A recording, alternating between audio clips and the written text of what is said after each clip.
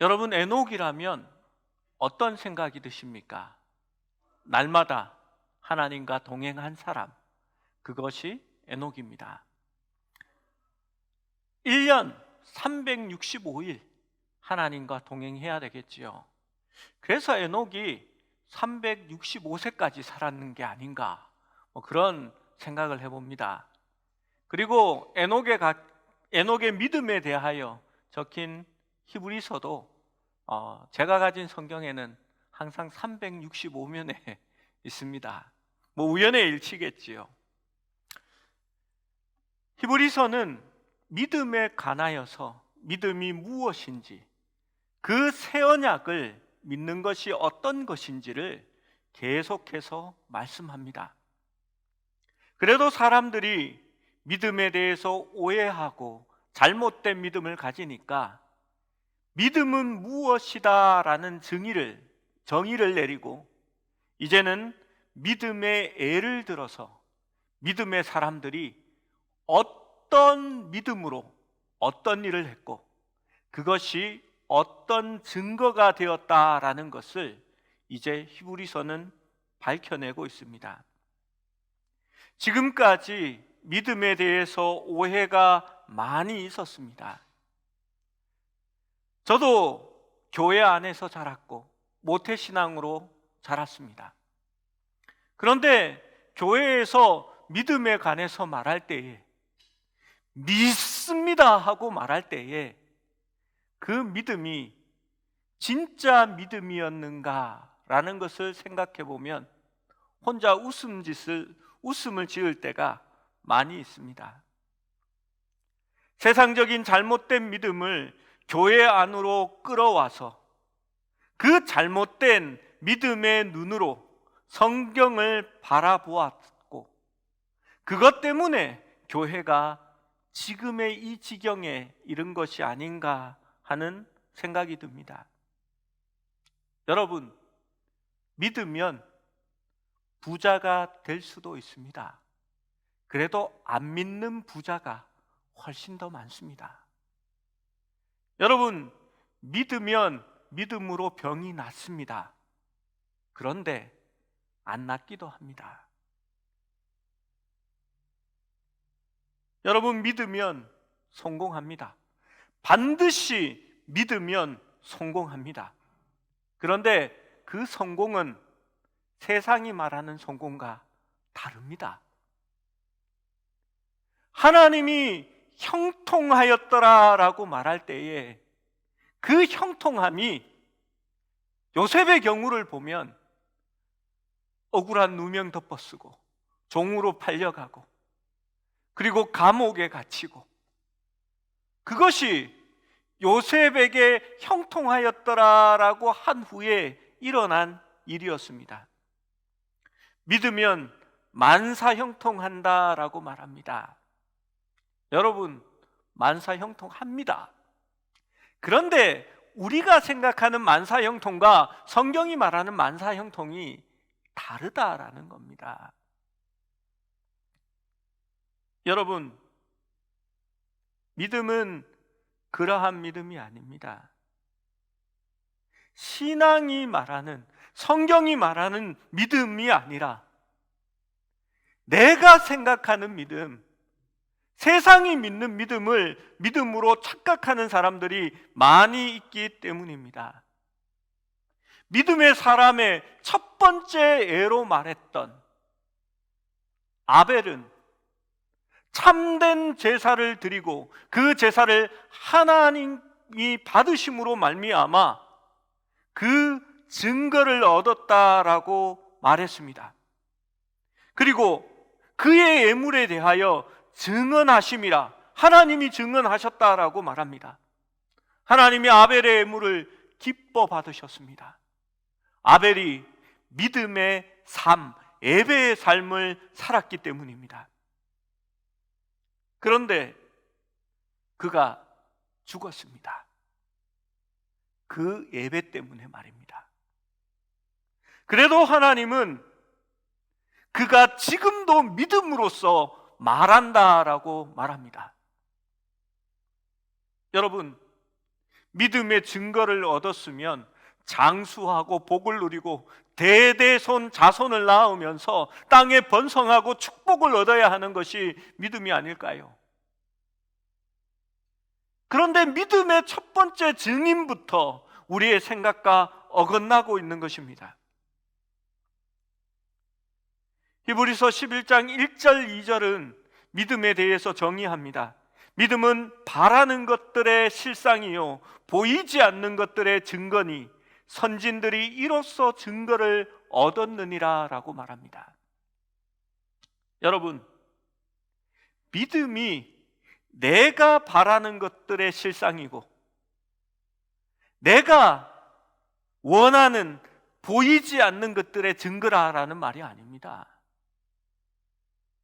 선진들이 믿음으로 증거를 얻었다라고 할 때에 아벨이 얻었던 증거는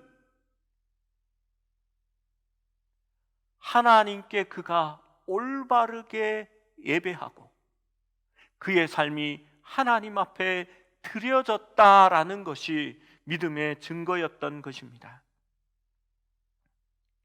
그리고 이제 두 번째 믿음의 증인에 대해서, 믿음의 선진에 대해서 말합니다. 에녹은 바라고 보이지 않는 것에 대한 믿음의 증거를 얻었습니다. 그의 믿음의 증거는 하나님을 기쁘시게 하는 자라라는 증거였습니다. 그가 어떻게 하나님을 기쁘시게 했을까요? 창세기 5장 21절에서 24절은 창세기의 에녹에 대하여 기록한 성경 말씀입니다. 한번 같이 읽어볼까요? 5장 21절에서 24절입니다. 시작. 에녹은 65세에 무두셀라를 낳고 무두셀라를 낳은 후 300년을 하나님과 동행하며 자식들을 낳았으며 그는 365세를 살았더라. 에녹이 하나님과 동행하더니 하나님이 그를 데려가심으로 세상에 있지 아니하였더라. 여러분, 믿음이 하나님을 기쁘시게 했다라고 하는데 에녹의 삶은 하나님과 끝까지 계속해서 동행했다는 의미입니다. 즉 에녹이 하나님과 동행함으로 말미암아 하나님을 기쁘시게 하는 사람이었다라는 것이 바로 에녹의 믿음이었습니다. 여러분, 믿음은 나를 기쁘게 하는 것이 아닙니다. 믿음은 하나님을 기쁘시게 하는 것이 바로 믿음입니다. 나의 유익을 구하는 것이 아니라 하나님이 기뻐하시고 하나님의 유익이 되는 것이 바로 참된 믿음이라고 말하는 것입니다. 여러분, 하나님을 기쁘시게 하는 믿음, 하나님과 동행하는 믿음이 어떤 동행이 되어야 하는지 아십니까? 하나님을 기쁘시게 하려면 걸어갈 때에 누구 마음대로 걸어가야 하나님이 기쁘시겠습니까? 내 마음대로 걸어가면 하나님이 기쁘시겠습니까? 아니면 하나님이 원하시는 대로 걸어가면 마음이 기쁘겠습니까? 하나님의 뜻대로 순종하며 걸어가야 하나님을 기쁘게 할 수 있습니다. 동행이지만 동행은 순종을 가리키는 겁니다. 순종이 제사보다 낫다라는 말이 그러한 의미에서 쓰여지는 겁니다. 하나님, 제발 좀 내 마음대로 해줘요. 하나님, 좀 가만히 있어요. 내가 하는 대로 따라와요. 좀 내가 시키는 대로 하세요. 그리고 자기 마음대로 다 하고는 하나님께 영광을 돌립니다. 하나님이 이놈 자식아 뒤통수 때릴 거라고 생각합니다. 여러분, 믿음은 하나님과 동행하는 것인데 하나님께 순종하는 겁니다. 그래야 기쁘시게 할 수 있다라는 말입니다. 제가 어제는 밤에 막내딸의 방에 들어갔습니다. 요즘은 애가 얼마나 까칠한지 모릅니다. 들어가기 전에 반드시 노크를 해야 됩니다. 똑똑똑 하면 왜요? 하거든요. 그때 문 열고 들어가면 엄청 잔소리합니다. 아빠, 내가 들어오라고 해야 들어오지. 그렇게 얘기합니다. 똑똑 두드리고 왜요? 이러면, 아빠 들어가도 돼? 하면 네 할 때까지 기다려야 됩니다. 그리고 방에 들어가서 침대 가장자리에 앉았습니다. 아빠 왜 왔어? 이쁜 딸 보려고 들어왔지. 애가 한 30초 앉아있더니 아빠 있으니까 공부 안 돼. 문제집 들고 식탁으로 나가버립니다. 제가 침대에 턱 누워서 내가 왜 들어왔어? 그런 생각을 했습니다. 요즘은 아빠 자체를 기뻐하는 것 같지가 않습니다. 이렇게 들어오면서 손에 뭐가 하나 들려져 있으면 아빠 뭐야? 하면서 이렇게 살갑게 다가옵니다. 그런데 아빠 손에 빈손이면 별로 기뻐하는 것 같지 않습니다. 얘가 어릴 때는 안 그랬거든요. 한 5살, 6살 때 저희 집 막내는 저와 함께 다니는 것을 정말 좋아했습니다. 제가 잠시 나가면 아빠 어디가? 나도 가 하고 따라 나서곤 했습니다. 아빠 손을 잡고 밖에 나가면 웃음이 가득하고 아빠를 어떻게 하면 아빠가 좋아한다라는 것에 늘 생각이 있는 것 같았습니다.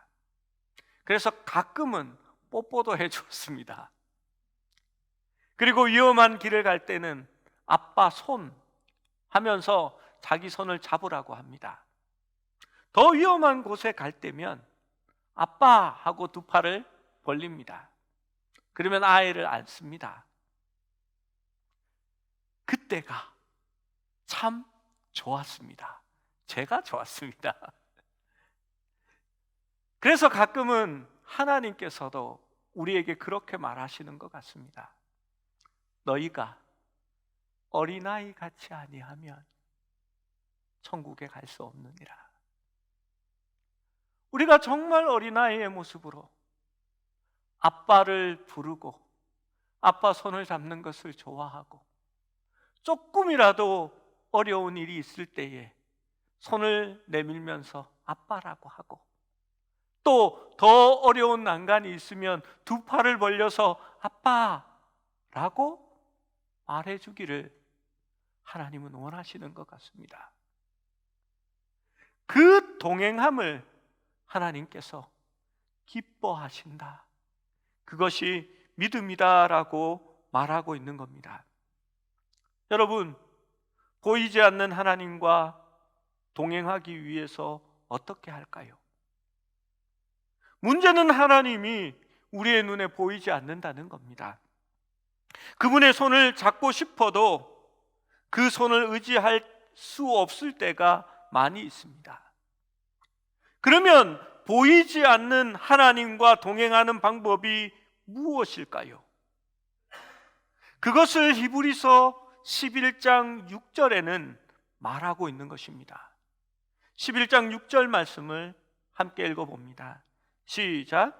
믿음이 없이는 하나님을 기쁘시게 하지 못하나니 하나님께 나아가는 자는 반드시 그가 계신 것과 또한 그가 자기를 찾는 자들에게 상 주시는 이심을 믿어야 할지니라. 여러분, 믿음이 없이는 기쁘시게 못합니다. 하나님과 동행하기 원하십니까? 하나님께 나아가기 원하십니까? 그러면 반드시 그가 계신 것과 하나님을 찾으면 기뻐하신다라는 것을 믿어야 한다라고 말하는 것입니다. 그것이 에녹이 가졌던 진짜 하나님을 기쁘시게 하는 믿음이었습니다. 여러분, 참된 믿음은 하나님의 존재에 초점을 맞추는 것입니다.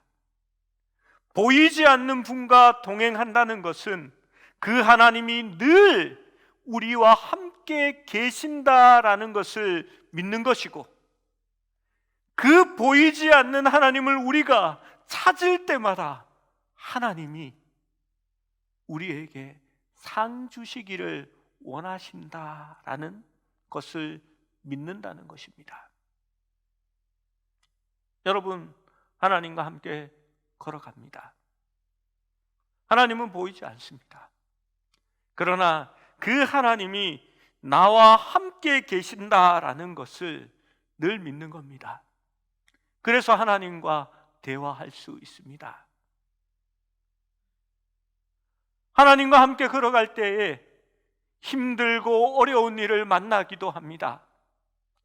하나님이 나와 함께 계시기에 하나님을 향하여 손을 내밀 수 있습니다. 하나님, 내 손 잡아주세요. 정말 어렵고 힘든 난관에 부딪힐 때는 두 손을 내밀어 하나님, 나 안아주세요. 하나님이 안고 걸어가 주세요라고 매달릴 수 있습니다. 하나님은 귀찮아하지 않습니다. 하나님은 그것을 기뻐하시고, 우리가 그럴 때마다 잘했다 애야, 그래 내가 기쁘단다 하고 오히려 상 주시기 원하시는 하나님임을 믿어야 한다라고 말하는 겁니다. 우리 하나님은 그것을 기뻐한다는 겁니다. 여러분, 하나님과 동행한다는 것은 그분의 중심으로 살아간다는 겁니다. 주님의 뜻대로 결정하고 주님이 원하시는 대로 걸어가고 주님이 멈추시면 멈춘다는 것을 말하는 겁니다. 여러분, 그것이 바로 주야로 주님을 묵상하고 기억하고 찾는 것입니다.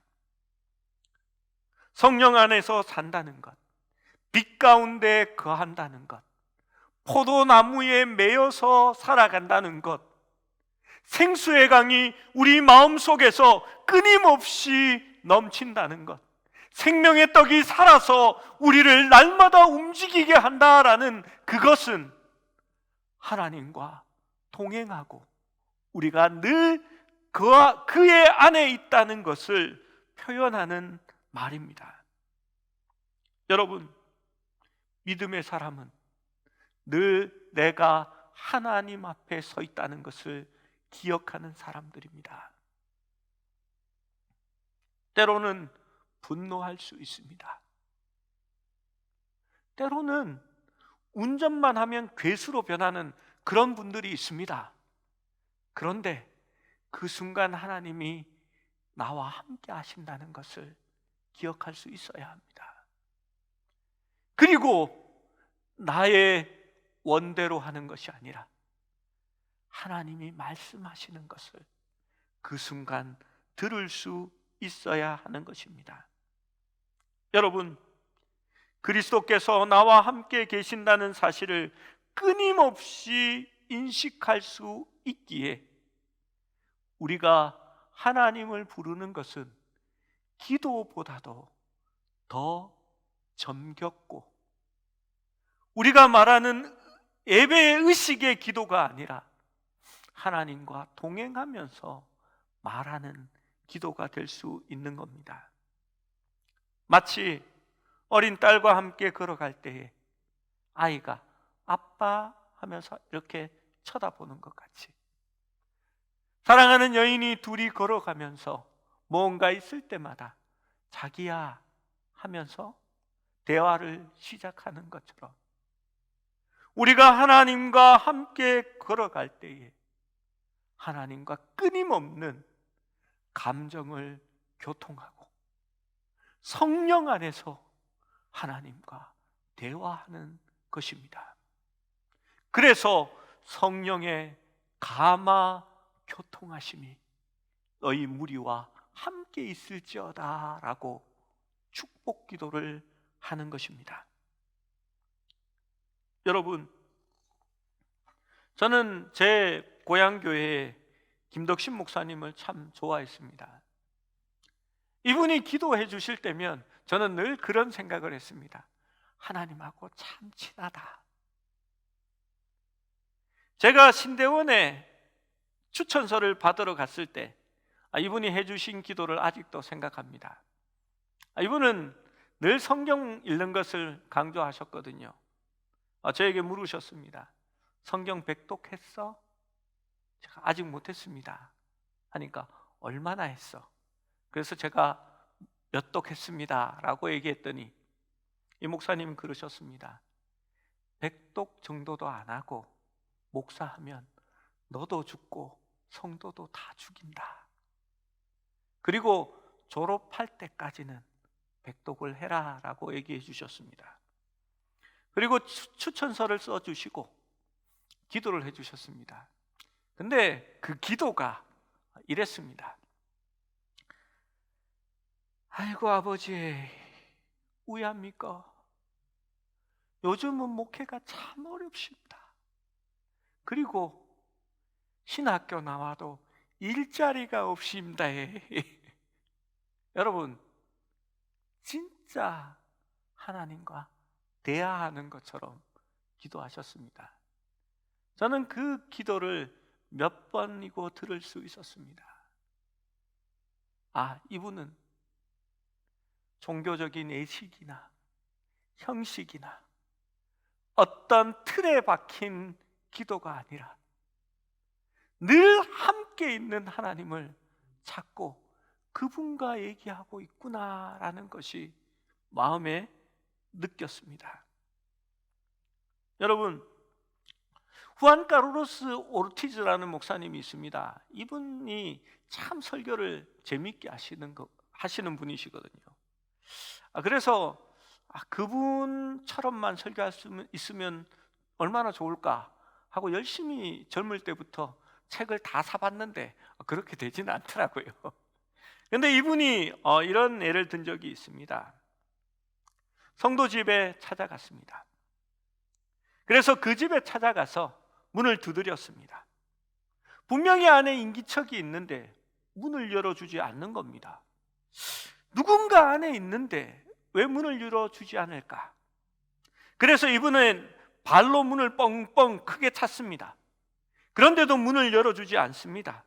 그래서 하는 수 없이 문을 당겨봤더니 문이 열려 있는 겁니다. 그래서 그 안에 들어갔더니 그 성도가 거기에 있었습니다. 그래서 그 성도에게 인사를 했습니다. 안녕하세요. 그랬더니 응답하지 않습니다. 그 대신 부엌으로 가버립니다. 부엌으로 따라갔습니다. 저 성도님과 이야기하고 싶어서 왔는데요.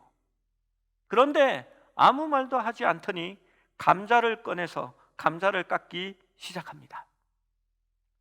그 성도가 감자를 정리하더니 은행으로 갑니다. 그래서 은행으로 따라가면서 오늘 어떠세요? 했더니 대꾸도 하지 않고 그냥 은행으로 가는 겁니다. 여전히 무시합니다. 내가 함께 있는 것을 전혀 느끼지 못하는 것처럼 행동합니다. 주일이 되었습니다. 드디어 그 성도가 예배당에 참석했습니다. 그리고 그 성도가 이렇게 말했습니다. 목사님 너무 반가워요. 목사님을 만나서 정말 기쁘네요. 오르티즈 목사님은 이 상황을 이렇게 얘기했습니다. 그것이 바로 우리가 예수님께 하고 있는 일이다. 그분은 일주일 내내 우리와 함께 하기를 원하시고 우리와 대화하기를 원하시고 우리를 늘 따라다니지만 우리는 그 하나님의 임재를 느끼지 못합니다. 그 하나님을 만나기 위해서는 주일날 예배 시간에 나와야 한다는 것입니다. 여러분, 반드시 그가 우리와 함께 계신다는 것을 믿어야 합니다. 그리고 그분을 찾아야 합니다. 그것이 진짜 믿음입니다. 우리의 삶 속에서 예수 그리스도를 잃어버리고 그분을 찾지 않는다면 하나님을 기쁘시게 하는 사람도 아니고 참된 믿음의 삶을 살아가는 것도 아니라는 것입니다. 콜람데오, 하나님 앞에서 라는 말입니다. 날마다 하나님을 찾고 하나님과 함께하고 하나님과 대화할 수 있는 사람이 되어야 합니다. 요즘은 이 뒤에 나가보면요, 길에 가면서 대화하는 사람이 엄청 많아요. 막 미친 사람 같아요. 가면서 그래 나 뭐 어디 가고 있어 막 혼자 막 얘기를 해요. 그래서 뭐 하나 보면은 귀에 이렇게 뭐 하나 꽂고요, 전화하고 있는 겁니다. 여러분, 전화를 통해서 가까운 사람들과 이야기할 수 있는 것처럼 우리 하나님은 우리 옆에 계십니다. 그래서 기도할 수 있습니다. 대화할 수 있습니다. 여러분, 정말 문제가 있어서 하나님 앞에 찾아가면요, 그것도 좋습니다. 그런데 하나님은 그것보다는 우리의 마음, 감정을 나누기 원하십니다. 여러분, 걸어가다가 벚꽃이 망울을 맺고 터뜨리면 하나님 저거 봐요, 정말 예쁘잖아요. 그러면 하나님이 내가 만들었단다, 너한테 주는 선물이란다 라고 하시는 음성을 들을 수 있어야 됩니다. 저는 상당히 이렇게 남자 같은 아내와 살거든요. 같이 운전을 하고 가면서 야 자기야 저기 하늘 봐 막 이러면 스마트폰 보면서 뭐 그렇게 얘기합니다. 그게 우리의 대화이기는 하지만 그래도 말 안 하고 가는 것보다는 낫잖아요. 여러분, 하나님과 동행하신다면요, 하나님과 밀접한 쓸데없는 이야기부터 시작해 보십시오. 주십시오 라는 단어가 아니라요, 내 마음을 아뢰는 겁니다. 여러분, 꼭 성스럽고 성경적이지 않아도 됩니다. 그냥 딸이 아빠한테 일러 바치는 것처럼 하나님한테 말해 보십시오. 하나님, 나 저 인간이 싫어요. 저 인간 때문에 정말 힘들어요. 좀 안 봤으면 좋겠어요. 마음을 아뢰 보십시오. 그러면 하나님이 정답을 가르쳐 줍니다. 그거 그러는 거 아니야. 그러면 하나님과 이야기하고 순종하면 됩니다. 그것이 우리의 기도가 될 수 있어야 할 줄로 믿습니다. 로마서 8장 13절 14절은 이렇게 말합니다. 여러분, 이것을 보면요, 하나님과 동행하는 것이 옵션이 아니라 필수라는 것을 알게 됩니다. 제가 한번 읽어보겠습니다. 너희가 육신대로 살면 반드시 죽을 것이로되 영으로서 너희의 행실을 죽이면 살리니 무릇 하나님의 영으로 인도함을 받는 사람은 곧 하나님의 아들이라. 여러분, 성령님과 함께 동행합니다. 주님과 함께 동행하면서 그 하나님이 우리를 이끌어 가시며 인도하십니다. 그 인도하신다는 것은 하나님이 그의 마음을 우리에게 가르쳐 준다는 것입니다. 때로 우리가 분노할 때 여기까지 그만해야 돼 라고 하나님이 말씀하실 때에 순종하며 그 인도를 따라가는 겁니다. 끼어드는 차, 사고 날 뻔했는데 크락션 한번 꽉 누르면 됐어, 고까지 하면 네 하고 참을 수 있을 때에 순종이 되는 겁니다. 여러분, 우리는요, 죄성이 있고 내 마음대로 하려는 감정이 있습니다. 근데 성령님은 우리 안에서 말할 수 없는 탄식으로 우리를 위해 기도해 주시고 인도해 주십니다. 그리고 우리가 그분과 동행하는 것을 연습하면서 그분의 음성을 들을 수 있을 때에 하나님이 하나님의 인도함을 우리가 비로소 누릴 수 있게 되는 것입니다. 여러분, 에녹은 제약이 관영한 시대에 300년을 하나님과 동행했습니다. 여러분, 300년 정말 긴 시간이죠. 그전에는 어땠는지 모릅니다. 성경에서 65세에 무두셀라를 낳고 이후 300년 동안을 하나님과 동행했다라고 기록되어 있기 때문입니다.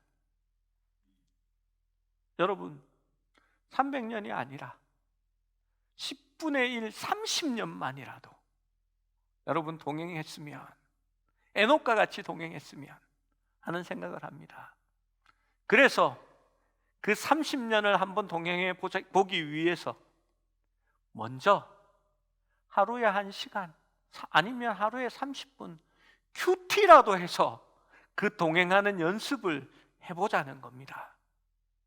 진짜 신앙은요, 무언가 떠들썩한 대부흥성회를 하고 또 무슨 신유 집회를 하고 엄청난 제자 훈련 프로그램을 돌리는 것이 진짜 신앙이 아닙니다. 진짜 신앙은요, 우리의 삶이 변해가는 겁니다.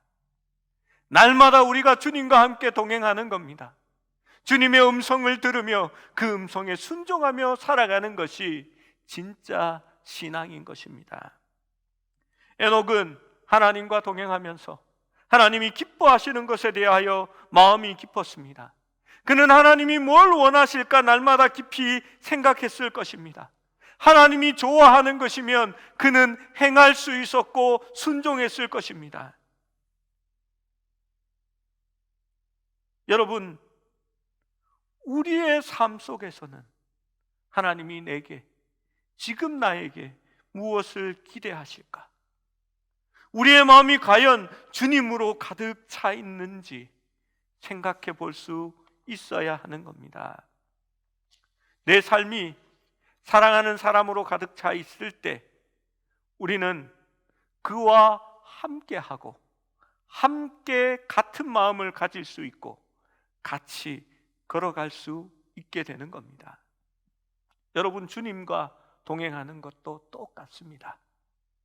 주님을 내가 사랑하고 그 사랑이 나의 마음에 사무치고 늘 그분의 생각으로 가득 차게 될 때에 그분과 함께 동행하게 되는 겁니다.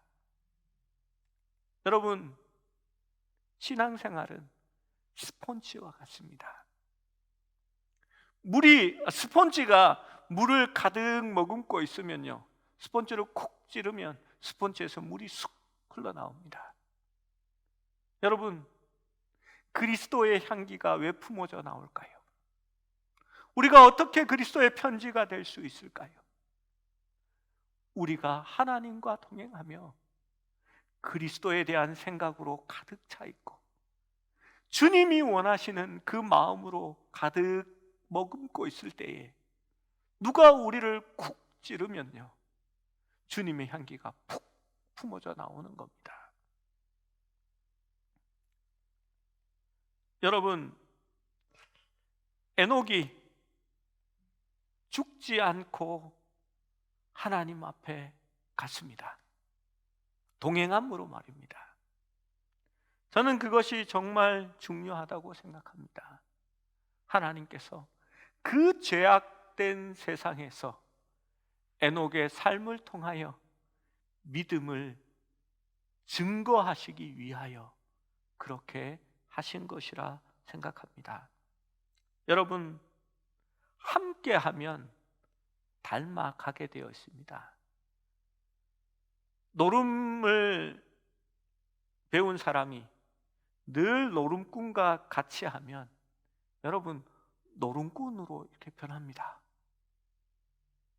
술 취해서 날마다 술을 먹는 사람들과 함께 다니며 술을 먹으면요, 간이 나빠지면서 이렇게 얼굴이 누렇게 뜨고 눈동자가 이렇게 막 누렇게 변하면서 흐리멍텅해지고, 술을 먹지 않으면 제정신이 아닌 모습으로 변해갑니다. 금방 몇 년 지나지 않아 표가 납니다. 악한 자들과 함께 동행하고 그 생각을 나누는 사람들은 악한 사람과 같이 되어집니다. 반드시 오만한 자의 자리에 앉게 되고 죄인의 길에 서게 된다는 것입니다. 돈을 모으는데 온통 관심이 있고 돈이 인생의 목적이 되는 사람은 30분만 이야기하며 그 사람과 함께 해보면 그 사람에게서 돈 냄새를 맡을 수 있습니다. 여러분, 함께하면 닮아갑니다. 그래서 부부는 닮는다라고 하지 않습니까? 왜냐하면 함께 먹고 함께 살고 함께 동행하기 때문에 그렇습니다. 여러분, 우리가 주님의 형상을 닮는 방법은요, 주님과 동행하는 겁니다. 여러분, 저는 그것이 우리 인생의 목표라고 생각합니다. 그래서 3년째 저렇게 붙여놨습니다. 여러분, 에녹이요, 하나님과 동행합니다. 하나님이 어디로 가시든지 간에 따라갑니다. 하나님은 그 에녹이 너무 기뻤습니다.